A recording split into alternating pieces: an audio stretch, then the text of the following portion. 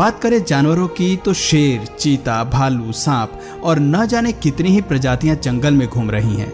जहरीले सांप से लेकर शिकार को निगलने वाले खौफनाक सांप तक आपको हर तरह के जीव देखने को मिलते हैं। खैर, बात केवल सांप की नहीं है, असल सवाल जीवों में इतनी वैरायटीज का है। सवाल है कि आखिर इतने तरह के जीव धरती पर कैसे पनप गए? पृथ्वी पर एक ही तरह का जीवन क्यों नहीं पनपा? जब सब कुछ एक सिंगल सेल से शुरू हुआ तो एवोल्यूशन की कहानी इतनी लंबी और पेचीदा कैसे हो गई? अगर आप सोच रहे हैं कि आज हम ह्यूमन एवोल्यूशन पर बात करने वाले हैं तो आपका गैस बिल्कुल गलत है।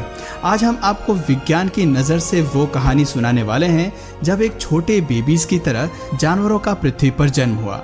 इतिहास में पहली बार सांस लेने के लिए उनके फेफड़ों का निर्माण हुआ, देखने के लिए उन्हें आंखें मिली और खुद की फॉर्मेशन के लिए एक अवसर मिला।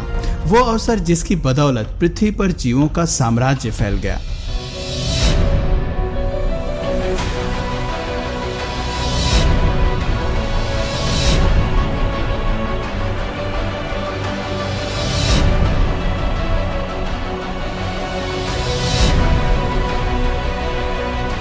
चार बिलियन साल पहले ये है हमारी पृथ्वी, जिसकी सतह पर केवल खौलते लावा की सिवाय कुछ भी नहीं था।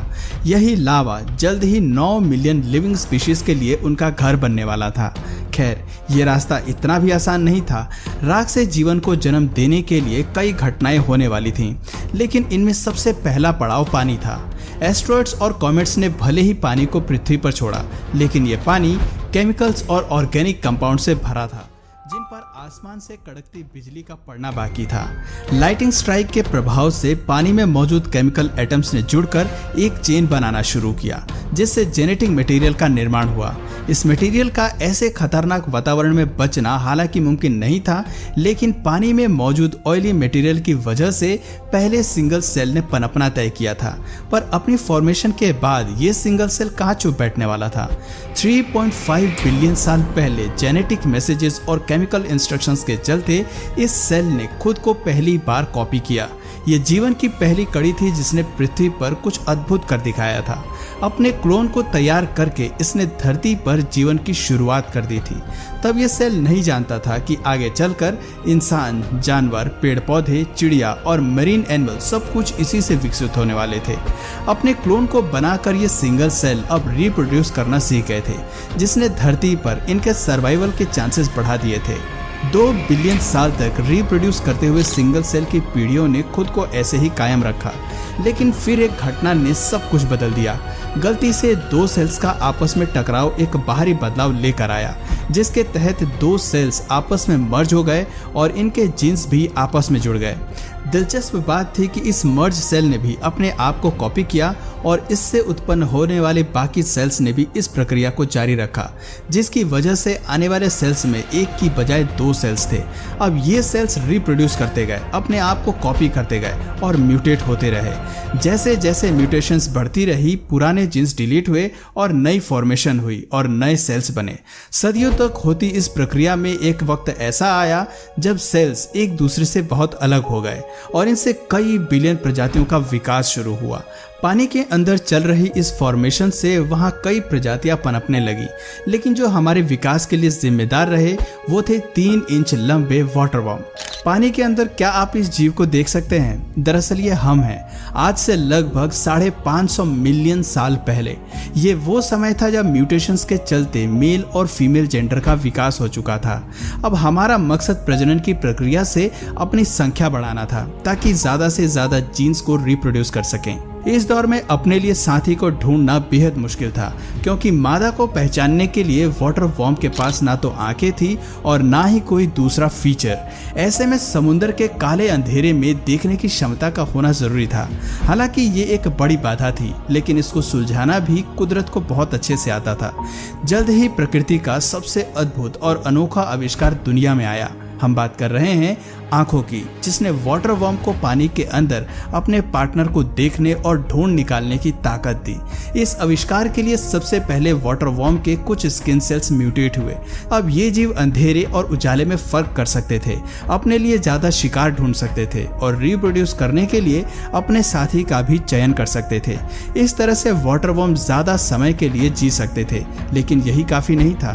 वक्त के साथ साथ सेल्स में नई म्यूटेशन होने लगी, जिससे सभी जीवों में आंखों का विकास हुआ। आंखों के विकास के साथ ही पानी के नीचे जीव अब सब कुछ देख पाए। हैरानी की बात थी कि इन सब की शुरुआत केवल एक सिंगल सेल से शुरू हुई थी, लेकिन अब इसकी बदौलत एक मरीन वर्ल्ड का विकास हो गया था। लेकिन आसपास की दुनिया को समझना भी जरूरी था, इसलिए आंखों के पीछे मौजूद नर्व सेल्स ने आपस में इकट्ठा होना शुरू किया। शुरुआत में ये ऑर्गन बेहद छोटा था, लेकिन वक्त के साथ ये जीवों के शरीर का सबसे जरूरी और रहस्यमय हिस्सा बन गया। हम बात कर रहे हैं दिमाग की। जी हाँ दोस्तों, 521 मिलियन साल पहले जीवों में आंखों के बाद दिमाग का ही विकास हुआ। दुनिया में पहले दिमाग के विकास के साथ ही बहुत कुछ बदलने वाला था। आपको बता दें कि इस ऑर्गन का विकास तब हुआ था जब हम समुद्र में मछली के रूप में मौजूद थे, और ये मछली थी फुट लॉन्ग आर्मर्ड फिश। मछली में विकसित पहला दिमाग आसान फैसले लेने के लिए विकसित हुआ था। इस स्तर पर दिमाग आम जानकारी को प्रोसेस कर सकता था, लेकिन खुद को खतरों से बचाने के लिए रणनीति बनाने में सक्षम नहीं था। पानी में फुट लॉन्ग आर्मर्ड फिश को कई खतरों से बचकर रहने की जरूरत थी, वरना इसकी प्रजाति विलुप्त भी हो सकती थी। इसी खतरे से बचने के लिए 400 मिलियन साल पहले जेनेटिक चेंजेस की वजह से मछली की त्वचा पहले के मुकाबले सख्त होनी शुरू हो गई। खुद को खतरों से बचाने के लिए इन जीवों में दांत और जबड़ों का भी विकास शुरू हुआ, जिसका मतलब था कि अब ये मछली ज्यादा भोजन खा सकती थी, अपने लिए शिकार कर सकती थी। एक मजबूत शरीर के साथ 375 मिलियन साल पहले मछली में कई फीचर्स विकसित हो गए थे, जिसकी वजह से अब ये आराम से किसी भी शिकार को पकड़ सकती थी। लेकिन समस्या ये थी कि पानी के नीचे मौजूद ऑक्सीजन इसके लिए काफी नहीं था। ऑक्सीजन की कमी से पानी के अंदर इसका ज्यादा समय तक सरवाइव कर पाना आसान नहीं था। इसके अलावा वहां मौजूद टॉक्सिक कार्बन डाइऑक्साइड भी इनके लिए एक बड़ा खतरा था। हालांकि वहां भोजन की कमी नहीं थी, लेकिन ऑक्सीजन जीवन के लिए मेन इंग्रेडिएंट था, जिसे पाने के लिए इन्हें कुछ बेहद ही बड़ा करना जरूरी था। दोस्तों, कुदरत का नियम तो आप जानते ही हैं कि कुछ भी पाने के लिए रिस्क लेना ही पड़ता है। इस मछली ने भी यही किया। ऑक्सीजन के लिए फुट लॉन्ग आर्मर्ड फिश पानी की सतह पर आई और इसने ऑक्सीजन लेना शुरू किया। शरीर में ऑक्सीजन के ट्रेवल होने की वजह से धीरे धीरे लंग्स का विकास हुआ। लंग्स के विकास के साथ ही पानी में एक नई प्रजाति पनपी, जिन्हें नाम दिया गया इस्थियोस्थेगा। इस्थियोस्थेगा असल में हम ही थे, और हम हवा और पानी दोनों में सांस ले सकते थे। हवा में सांस लेने के लिए हम लंग्स का इस्तेमाल करते थे, जबकि पानी में सांस लेने के लिए हमारे पास गिल्स थे। आज हमारे पास गिल्स नहीं है, लेकिन दोनों स्थिति में सांस लेने का मैकेनिज्म हमें आता है। पानी में रहते हुए इस इस्थियोस्थेगा को काफी समय हो चुका था, लेकिन बाहर की दुनिया की तरफ इनका खिंचाव ज्यादा था। 365 मिलियन साल पहले वो समय भी आया जब हमने अपना सर पानी से बाहर निकाला और हमारे सामने मौजूद जमीन की तरफ बढ़ने लगे। ये जगह हमारे लिए अनजान थी, लेकिन दिलचस्प भी। पानी के बाहर आकर हम इतिहास का रुख बदलने वाले थे और जमीन पर उस जीवन की शुरुआत करने वाले थे जो पृथ्वी का इतिहास बदलने वाली थी। फिर वो पल भी आया जब हम पानी से बाहर आए। इस्थियोस्थेगा ही वो पहले जीव थे जिन्होंने बाहर की दुनिया में आकर सब कुछ बदल दिया। लेकिन ये इतना आसान नहीं था।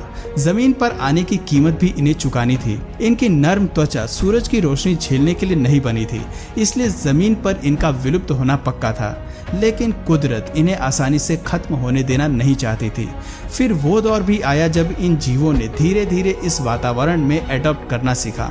सूरज की रोशनी से बचने के लिए धीरे धीरे इनकी त्वचा सख्त होती चली गई। 340 मिलियन साल पहले हम इस्थियोस्थेगा से कैसिनेरिया में तब्दील हो गए।